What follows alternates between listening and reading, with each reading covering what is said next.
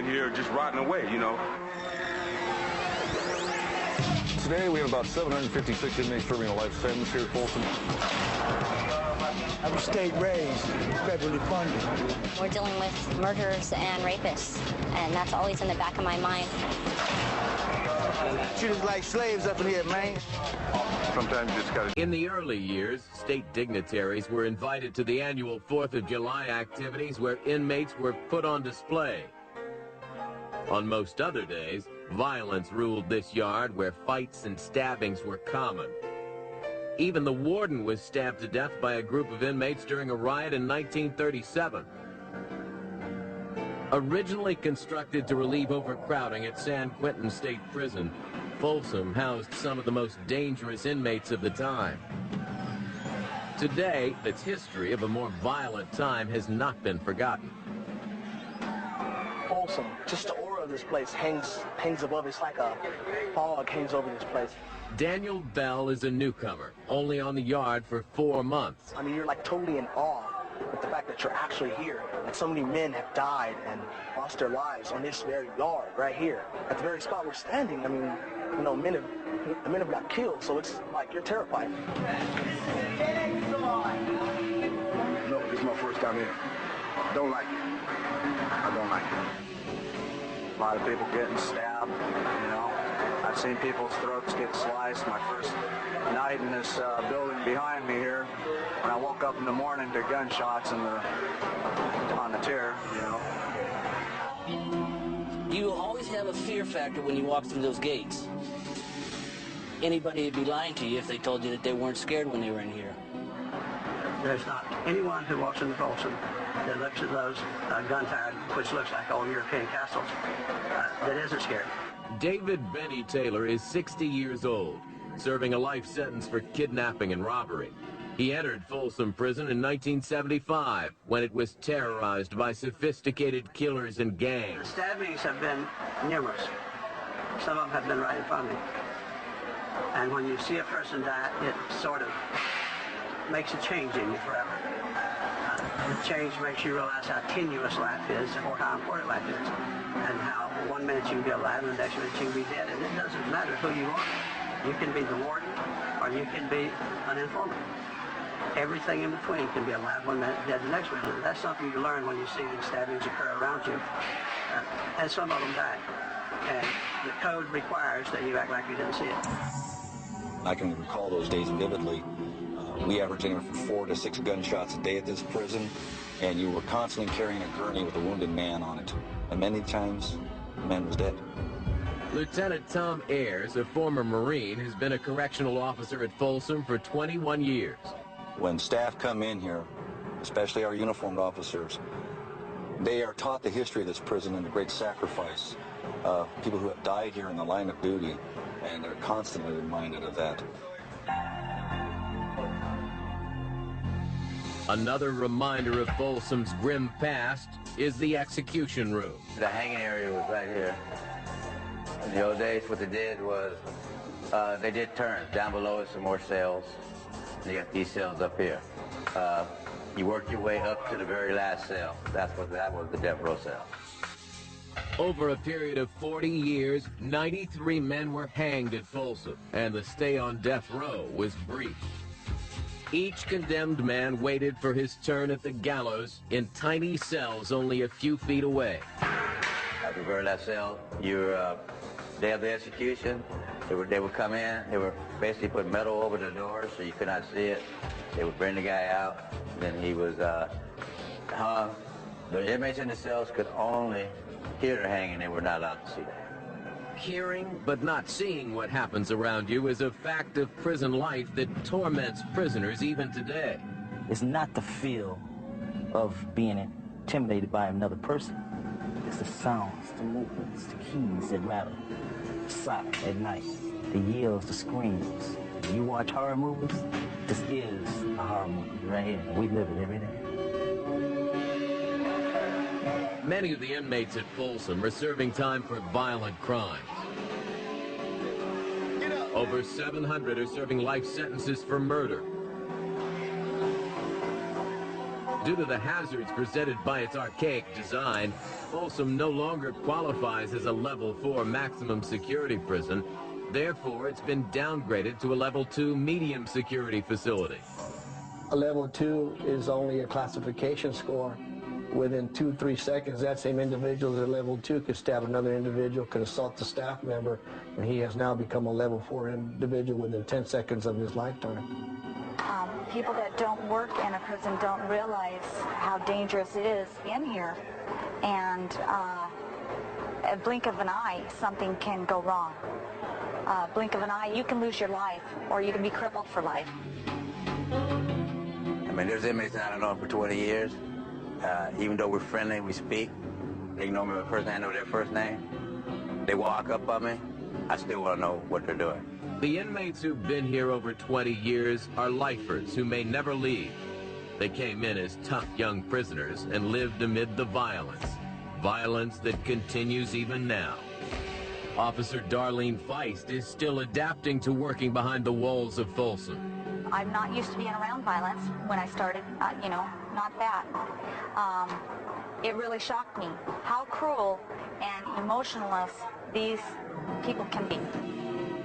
It does get scary sometimes. You hear a lot of the war stories from around here. I've been stabbed. I've had my knee broke. Had back injury first, stabbed. I was assaulted by an inmate in handcuffs. I was stabbed 7 times.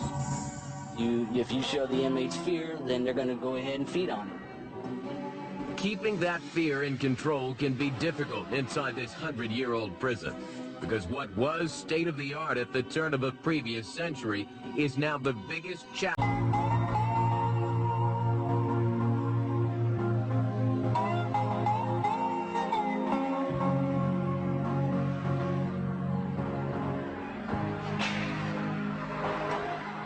Folsom State Prison is more than 120 years old, and as a result, the facilities are a patchwork of prison technology.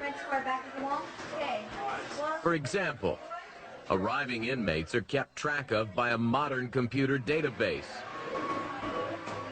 while officers on duty keep track of their weapons and keys by using a more low-tech method.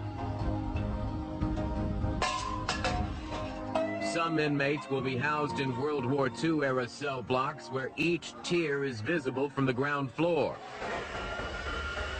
Others will do their time in the dungeon-like confinement of Cell Block 5. It's a place where the sun never shines. You become a walking dead man in here. You understand what I'm saying?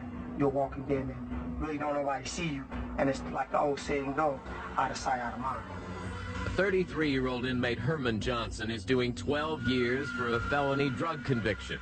He is currently housed in Cell Block 5. In here, you lose a lot of things on the outside. And you really find out a lot about people, about coming to prison, you know?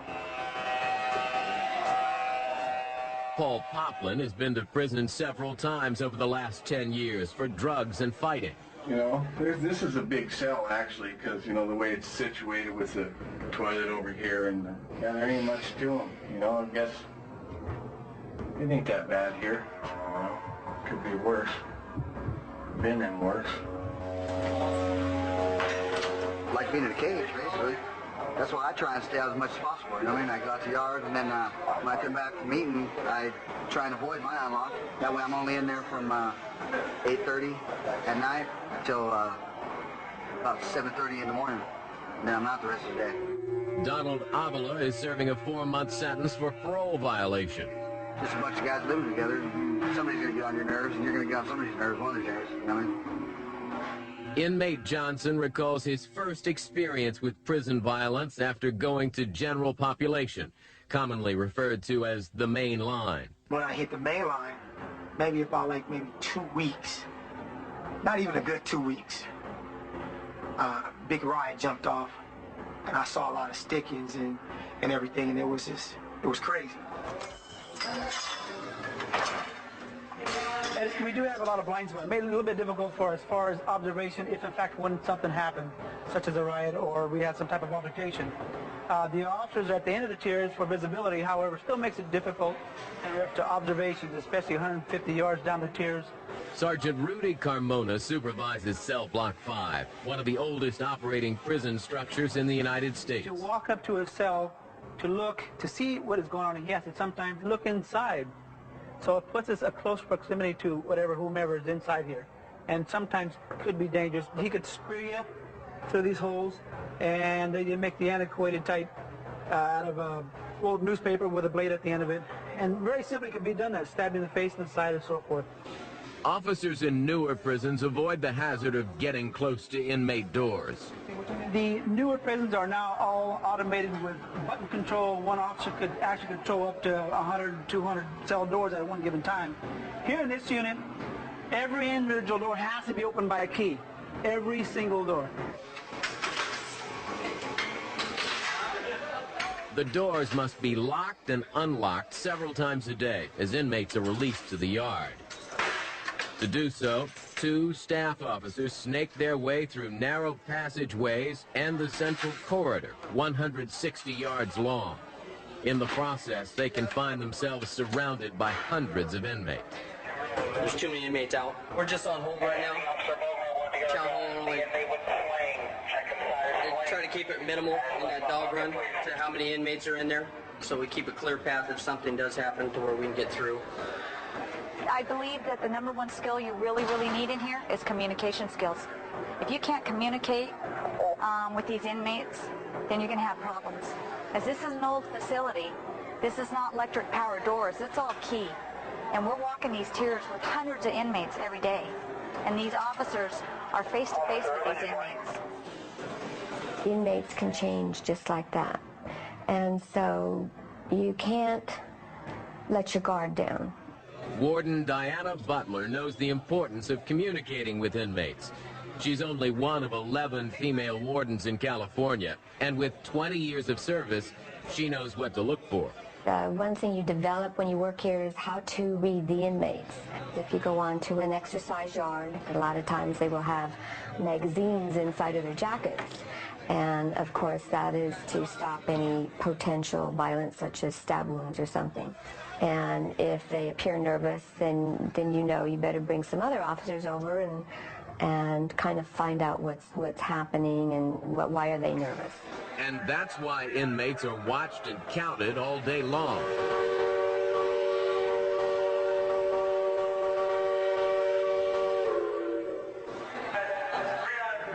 Right now we're having a major movement. We're having our main yard come in. In this particular building, this is daily. 7 days a week, every day. To prevent escape, inmates return 5 times a day to be counted, just as it was done a century ago, one man at a time. BB1, steady count. BB2, steady count. 76 on both.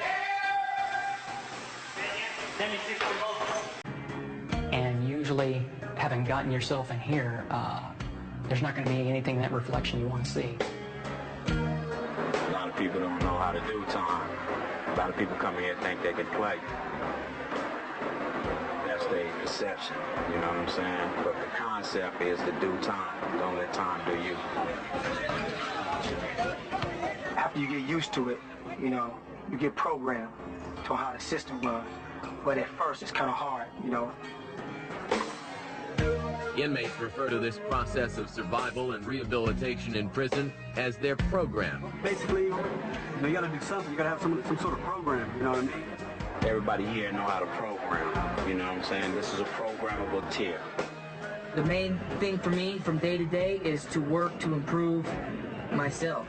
Because this is a correctional facility, and I'm here for correction.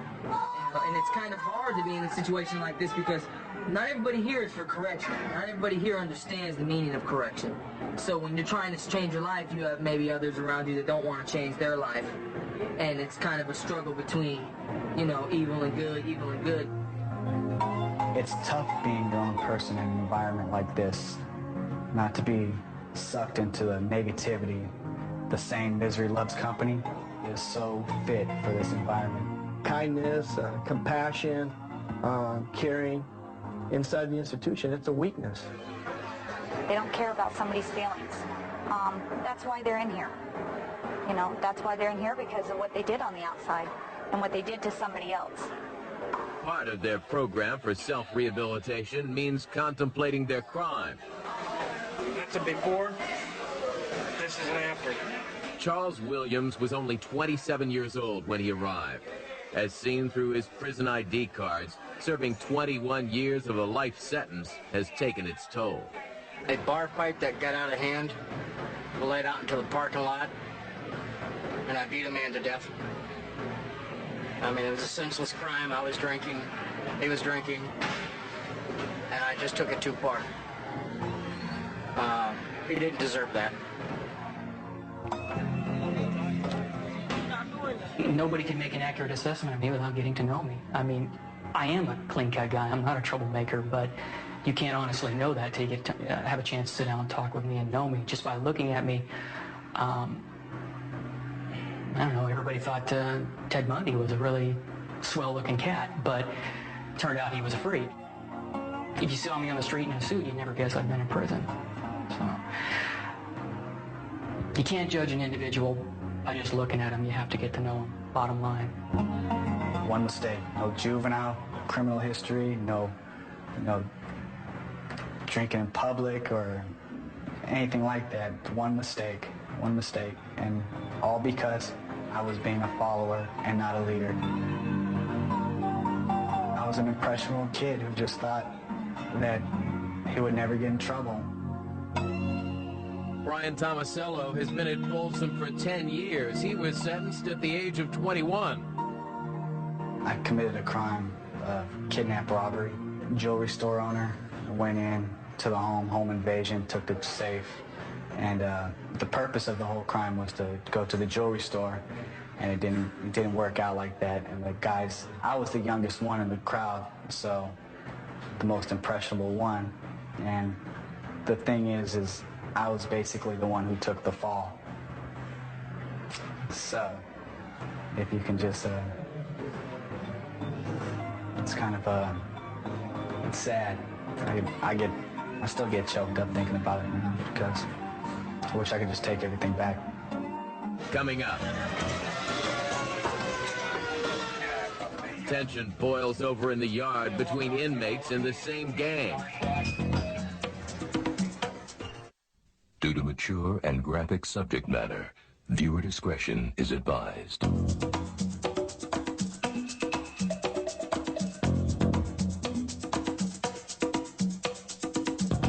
Welcome back to Lockup. One of the most important aspects of prison life is time spent in the yard. At Folsom State Prison in California, over 1,000 inmates can be on the yard at any given time. It's a central meeting place where prisoners work out their aggressions and interact with other inmates. But it's also the flashpoint when violence breaks out, as witnessed while MSNBC's cameras were in the yard. This is my life. State raised, federally funded. Treat us like slaves, man. Treat us like slaves up in here, man. You see around here, it's like this every day. You see people, getting shot, killed, riots, melees and stuff like that. Like if you get somebody that's been an informant from your county, or a child molester or something, somebody in your car, that's your county, your local people, that are here in prison, you got to handle it. Somebody's got to handle it, or the whole car is shunned. Your whole car will be put on shine, on lame status. Because Folsom's yard is the smallest prison yard in the state, no one is segregated. Members of the various prison gangs who are known to be enemies are forced to walk amongst each other. If I can describe it and sum it up in one word, I would say it's like a big toilet waiting to be flushed. Come here, both of you. Hey, you two, come here. What building you in? What building you in? Okay, you go to 5-count gate, tell me you're going home. You go to 1-count gate, tell me you're going home. You don't do that on my yard. You know that. He threw an inappropriate sign denoting a praise of Nazism and promoting that type of racist behavior and attitude that we will not tolerate here. If we let our guard down for one moment and we stop observing and interacting, tension can rise, and we can have a very volatile situation here. Oh, you can feel it. It's like electricity in the air. It's so thick you can actually breathe in the tension. And when that happens, you know, you want to put yourself against a wall or put somebody behind you that you can trust, or just stay off in a corner. In a blink of an eye, that much time it can change. That's why our staff is out here watching, interacting, and monitoring the attitudes and you might say the temperature gauge of this yard and institution, because there is the real threat that an attitude or temper can change in just a moment.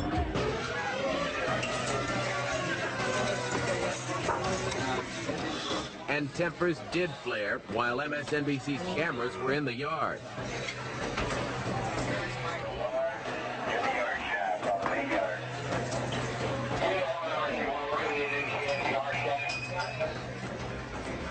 Oh, we had 2 Northern Mexicans jumping on the Northern Mexican. It all stemmed over a disrespect issue. Yesterday, they beat him up over here in front of the yard shack. The guy that beat him up was about the victim's age. This guy I know is in his 60s. Apparently, the Northern Mexicans felt the business wasn't handled properly. So therefore, today they sent over guys about a third his age. The guys that beat him up today are probably early 20s, late teens. What you saw here today was actually in a battery. They were stomping his head. You can see he's pretty messed up. Lately, the Northern Mexicans have been acting up more so than any race on this yard, beating up their own over respect issues. Prison's about a lot of respect. When you're disrespected, situations like this take place. As long as you have street gangs, you will always have prison gangs. These guys aspire to do that. Most individuals in a free society would aspire to be doctors and lawyers. These guys don't think past tomorrow. They don't know what they're going to be doing a half hour from now. They aspire to be the shot callers, the leaders, the gang members. And just talking to these individuals at various times, I've posed that question.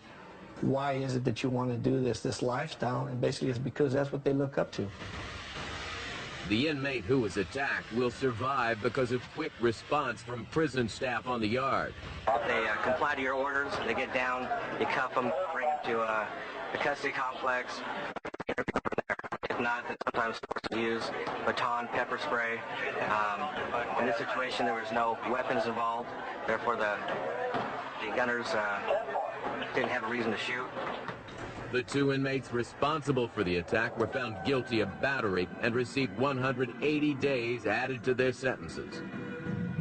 Anytime prisoners are involved in assaults with other inmates or staff, they are placed in administrative segregation, or ADSEG.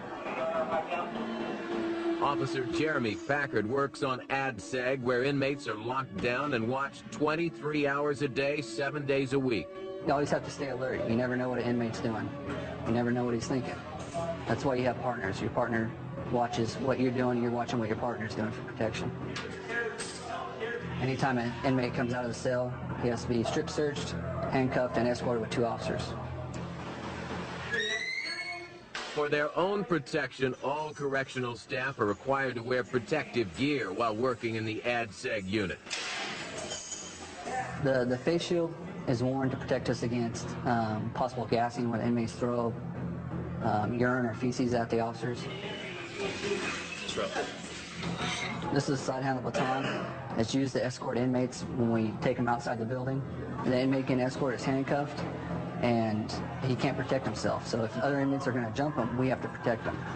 The protective gloves we wear in case we come in contact with blood or other bodily fluids when we're searching a house, or if the inmate has it on him when we touch him. We also wear a protective vest where it's stab-proof. Inmates use elastic out of their waistbands from their boxers and can use it like a bungee and shoot metal objects out at us if they're able to get a hold of it. Administrative segregation is not the only area of Folsom where officers are at risk. I've been in on 2 dozen cell extractions to where I've had people jump on my back when we going in and we're trying to get them. Nothing I haven't healed from. But you just got to understand that there's always potential to be hurt in this job. And that's basically what you're getting paid for, come in here and do that. A lot of times these inmates just don't get along with each other. You know, they didn't get along with people on the outside, that's why they're here. And you put them all in the same setting, in a small cell, you have the ability to be volatile. For the inmates who demonstrate good behavior, there are areas of Folsom Prison that appear more like scenes outside the wall, where inmates are able to learn things like landscaping, how to rebuild computer systems, study in the law library if they choose to appeal their sentence,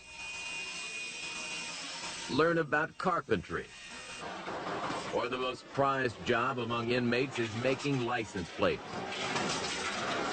Every single license plate in California is made here. But anytime inmates have access to power tools and steel equipment, there's a danger.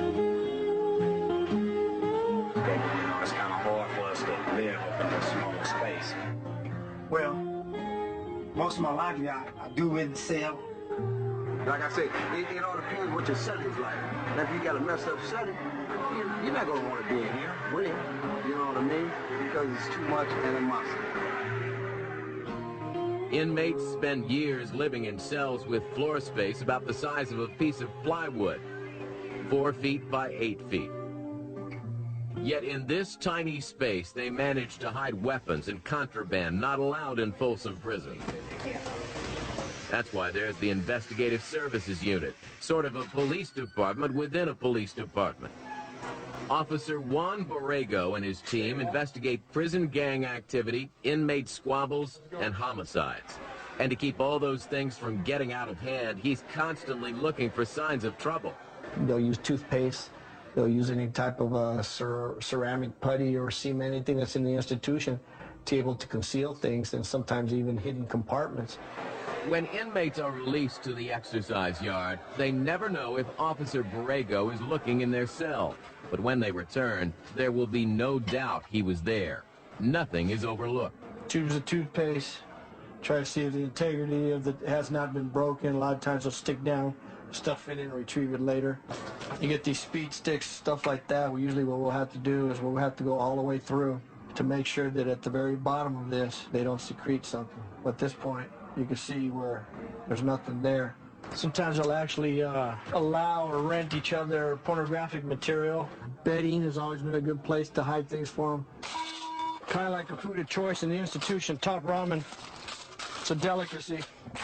You can see these individuals here have a lot of personal property. Well, the first thing that I do, and this is just my personal observations and how I do my cell searches. I would take an overall view of the cell. It tells me a little bit about the individual. Is there certain colors that are prevalent in the cell? It will tell me if he's some type of a disruptive group, if he's a blood or a crip, just because of the colors. If he's Hispanic, he's a northern Hispanic, or if he's a southern Hispanic.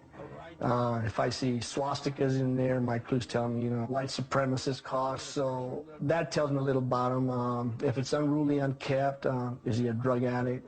So I take all those things into account before I look, depending on what I'm investigating. This was just a routine cell search. This time, nothing suspicious was found. But that's not always the case. As you see here, we have a wide variety of weapons that have been discovered here at Folsom. They go all the way from the big type of weapons all the way down to the slashing type of instruments. They'll roll newspapers up. They'll actually make real crude type of darts that are dipped in feces and urine and are shot at staff.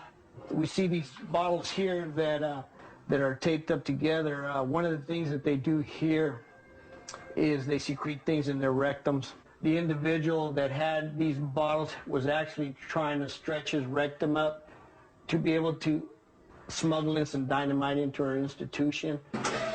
Another way weapons can get into prison is through the mail. While officers cannot read personal letters, they do have a right to inspect them for illegal items. We're reviewing the mail to make sure that there's nothing inappropriate. This particular letter here has pictures in it, and we want to make sure that there are no pictures of small children, as in, you know, child pornography. So once we determine that these pictures are within the guidelines of what the inmates can have, then we'll go ahead and, you know, seal it back up and allow them to have that. Now, this inmate has got a card from a loved one, and I can already see that there's some contraband here that he will not be allowed to have. So we will remove this piece of contraband. And since drugs are secreted frequently inside cards like this, we want to check to make sure that the card is not been altered in any way. Very time-consuming and exhaustive process, but it's what you have to do in order to ensure that drugs aren't getting into the institution. Their living quarters have been searched, the mail has been searched, and now the inmates who've been allowed to attend classes or work in the equipment shops must line up for yet another sort of inspection. Each man must disrobe and shower in a full view of prison staff. Clothes are carefully examined as inmates pass through a metal detector. For all of the scrutiny over things inmates are not allowed to have, one of the things some of the inmates are allowed is conjugal visits. A row of small apartments ringed with chain-link fence and barbed wire are made available for family visits for inmates who are eligible and demonstrate good behavior. In other words, I behaved myself well enough to get out from behind the wall. Gordon Simpson was sentenced to 5.5 years for receiving stolen property. He has 2.5 years left, and his wife Barbara is allowed to visit. We met through a friend. My best friend, they were in the same county jail together, and they were writing. She gave him my address to write to her, and I kept getting these letters, and I sent them on to her. But I got these really good vibes from his letters, and I've never written a stranger in my life. And I wrote him, you know, we just wrote back and forth. Then she finally we put in for an application for visiting. It took me 8 months to get cleared. Yeah, because it's a long process to get cleared. And especially... She'd been in trouble herself a long time ago. So anyway, then we sort of fell in love, got married, and here we are. I got married here December 9th of last year. So in fact, we honeymooned in this very cottage here. So this is only our 3rd time we're going to have a conjugal visit, so. So that's pretty cool. Yeah. It makes time go by a lot easier. A lot easier. Doing time in Folsom affects the prisoners in 2 ways. Physically, they all make the adjustment to the rigors of prison life. Regular meal schedule, regular work program, constantly being counted, daily searches of their bodies and their bunks. But emotionally, they all talk about separation from family as the most difficult part of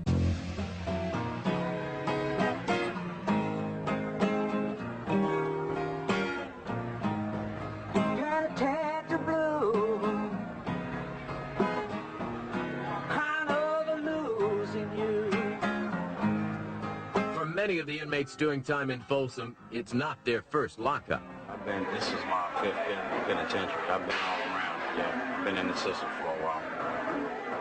Soledad, Tracy, Solano, Jamestown, and then now here. And many of these inmates are simply resigned to prison as a way of life. Yeah, I'll probably come back once or twice on violation. I can't shake these penitentiary stay blue. But Flacco has come to the realization that hanging with a street gang does not mean lifetime loyalty. Well, basically, you know what it boils down to, an eye-opener for me was when I fell, you know, when I got locked up, where were they? You know, the only people writing me, the people taking care of me right now is my family. You know, all them guys, oh yeah, homeboy this, they're nowhere to be found right now. You know, so when it boils down to it, who's really here for me right now is my family. And for Chester Reed, it's that separation from family and his wife of 32 years that is most painful. The misery I went through inside these walls and the pain that I caused my family, it'll never happen again, not in my lifetime. It hurts me just to think of the hurt that I because those ones out there that loves me, especially my wife, she was there all the time.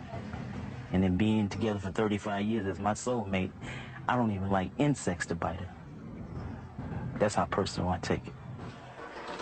Twice a month for the past 6 years, Chester's wife Ruby has flown in from Texas to visit. One of the things about your spouse being incarcerated is that you feel so much shame. You know, we had a pretty middle-class family. I mean, my daughter thought it was a perfect family. I have 2 adult children also. And suburban home. This stuff doesn't happen in your family. When it did happen, you don't want anybody to know about it. Man, for me to sit here in front of a camera and talk about this and think that somebody else will see it, especially somebody on my job, is more than I would have ever thought. I mean, my family didn't know about it for 2 or 3 years. What did you tell them? What did you tell your family? That my husband was out doing work. He was working, so I was kind of budging it, thinking, well, he is working in prison, so I'm not really lying. And they knew that my husband would travel from time to time, so for years I covered it that way. Everyone in life periodically has told himself, what I do is only affects me.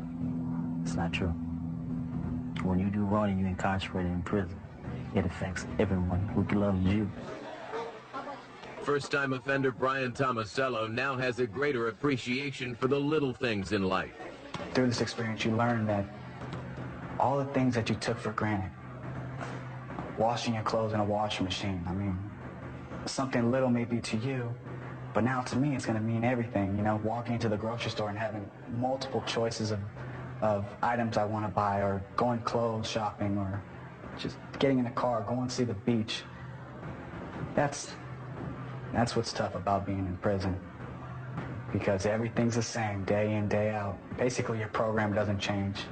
Once I leave here, I'm leaving here. It's going to stay behind me. I don't want nothing to do with it, you know.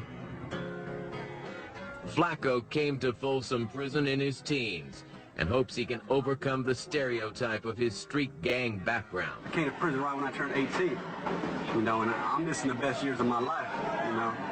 So, you know, it opened my eyes a lot, you know what I mean? Being away from my family and all that. I mean, that's the most precious thing to me is my family. You know what I mean? I'm sure people, they're going to be watching this, they're going to look at us, they're going to look, you know, these guys look like criminals. They look like, you know, look at this guy. He got ink all over him and that. Shouldn't be let out. Yeah. You know what I mean? But that's on them, you know what I mean? That's on them. I got a beautiful girl in my life. She sees all this. She sees, you know, when she sees all this, she don't buy it, you know what I mean? She don't trip on it. My main priority is to get a job, just, you know, find myself a little corner, you know what I mean? Do my little thing, you know, got my girl, basically it. You know, retire old ties with my family, and that's pretty much it. Stay away from old friends.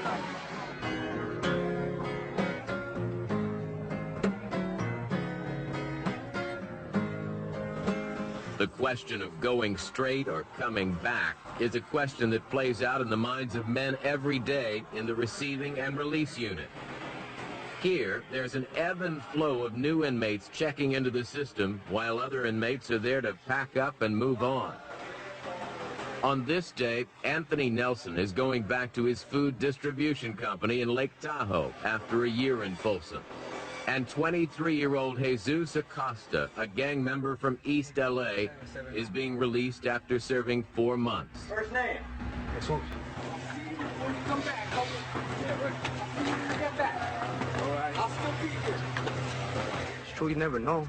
That's why you gotta be careful. It's kind of good because you know that you can come right back if you're not on your toes out there.